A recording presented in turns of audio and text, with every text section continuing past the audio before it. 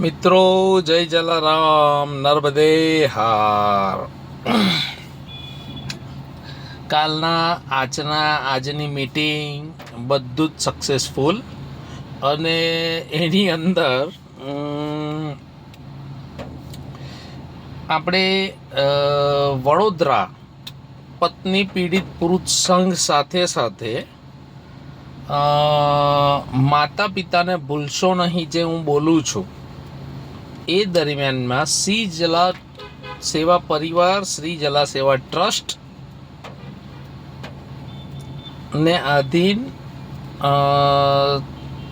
આપણે એક નવી દિશા તરફ જઈ રહ્યા છે કે જેની અંદર જે માતા પિતાને તકલીફ છે આની અંદર જોડે જોડે આપણે સાથે માતા પિતાને બી લઈએ છીએ. અને આવતીકાલે અમદાવાદની અંદર જે ઘણા વર્ષોથી સંગઠન ચાલે છે ને એ સંગઠન સાથે આપણે જોડાઈને આગળનો કાર્યક્રમ કરવાના છે. એના માટેને લઈને જેટલું બી સાહિત્ય કે જે બી છે બધું જ આપણે કરવા તૈયાર છે. હવે આજના પ્રશ્ન પર આવીએ આપણે. બહુ લાંબી વિડીયો બને છે તો પછી કોઈને બી આમ પેલું લાગે, કંઈ નહીં. જે લોકોએ વોટ્સએપની લઈને તકલીફ કે બારકોડ કે લિંકને લઈને જે કમ્પ્લેન કરી છે એ તમે લોકો મને કાલ નહીં ને પરમ દિવસે કહેજો, એટલે આપણે એની અંદર બી કંઈક ને કંઈક સુધારણા કરીશું. કેમ કે હું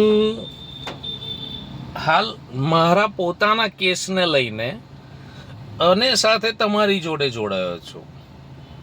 બાકી મારો ઉદ્દેશ્ય માત્ર જીવન દરમિયાનમાં જે તે સમય કદાચ સમજનો થયો હશે ને ત્યારથી એક જ હતો કે ભાઈ આપણે જીવનની અંદર એવું કંઈક કામ કરવું છે કે કોઈક બી માણસ ને કંઈક બી જગ્યા ના મળતી હોય તો એવી એક જગ્યા ઊભી કરવી છે કે ત્યાં આગળ નાત જાત વગર માણસ આવે અને એને આશરો મળે. એટલે મેં મારા આશ્રમનું નામ પહેલા આશરો રાખેલું, મારા મનથી. કોઈ પેલી વાત નહીં. એ જગ્યાએ એ બધી વાત આપણે પછી કરીએ. મૂળ વાત જે આજના પ્રશ્નો છે એ પ્રશ્નોની અંદર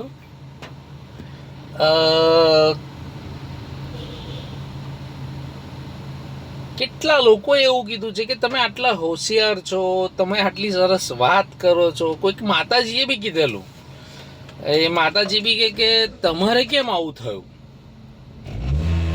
એટલે એ માતાજીને એમના દીકરા થકી આપણે સંદેશ પહોંચાડીએ. 2-3 જણે એવી વાત કરી, કોઈકની બેને બી વાત કરી. આ વસ્તુની અંદર એવું હોય છે ને કે ભાઈ કોઈક જો લક્ષ વગરનું જીવન વાળ વગરના ખેતર જેવું હોય. તમે ગામડાના છો એટલે હું તમને સમજાવું છું કે લક્ષ વગરનું જીવન વાળ વગરના ખેતર જેવું છે. એમાં કોઈ બી ઢોર ઢાખર કંઈક બી ચરી જાય. એટલે મારું પહેલેથી એક લક્ષ્ય હતું કે ભાઈ એક એવી જગ્યા ઊભી કરવી આપણે કે જે તે જગ્યાએ. હવે હું એક સામાન્ય પ્રાથમિક શાળાના શિક્ષકનો દીકરો, જેમના માતા પિતા પહેલેથી જ ગુજરી ગયેલા અને બહુ જ નાની ઉંમરે એ લોકોએ બહુ સ્ટ્રગલ વેઠીને અમને લોકોને મોટા કર્યા છે અને સંસ્કાર બી એવા પાવરફુલ આપ્યા છે, એમાં કોઈ મિનમેક નહીં. અને અત્યારે હું જે તકલીફમાં છું એ તકલીફ જોયેલી જે મારા એક્સ વાઇફ એમના મમ્મીએ, જેથી લઈને જે તે સમય અમારું જે મેરેજ થયું એ મેરેજ મારા પપ્પાનું કેવું એવું હતું અને મેં જીવનમાં એક જ કામ કર્યું છે પપ્પાની મરજીથી, લગ્ન. કેમ કે મારા પપ્પાનું સમાજમાં બહુ નામ, એમ ભલે પૈસા ટકાથી નહીં પણ સ્વાભિમાની માણસ અને એક શિક્ષક અને તમે કોઈ બી જગ્યાએ જઈને પૂછી શકો, એના હું નામ આપી શકું.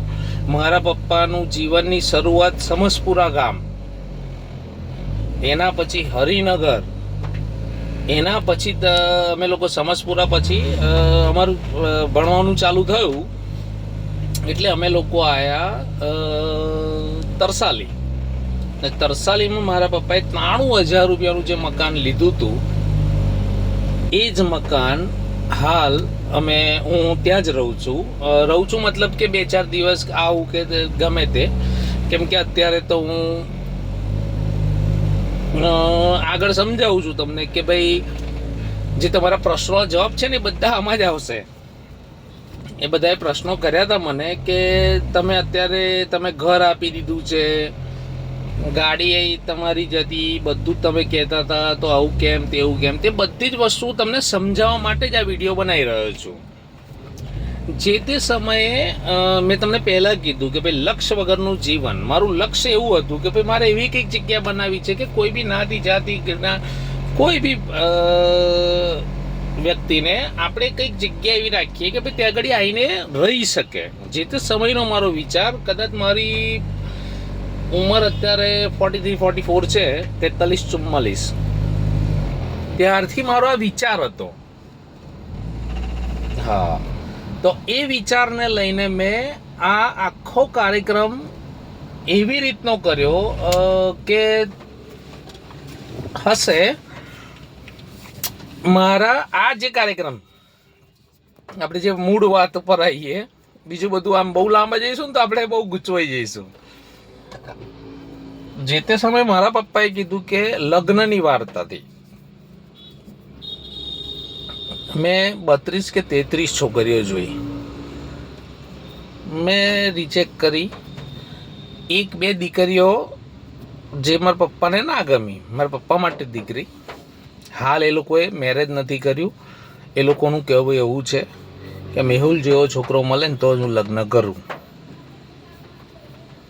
સાબિતી છે એટલે બોલું છું. એ સમયે મારા પપ્પાનું કહેવું હતું કે તું કોઈ રાજકુમાર નથી કે તને કોઈ એવું તો હું જોવાનું હોય.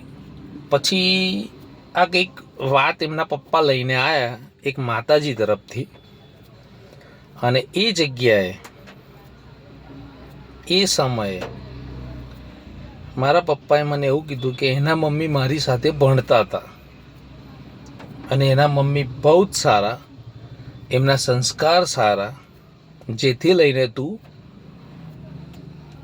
આ જગ્યા જોઈ લે, તને યોગ્ય લાગશે. મેં પપ્પાને કીધું કે પપ્પા કંઈ જ વાંધો નહીં,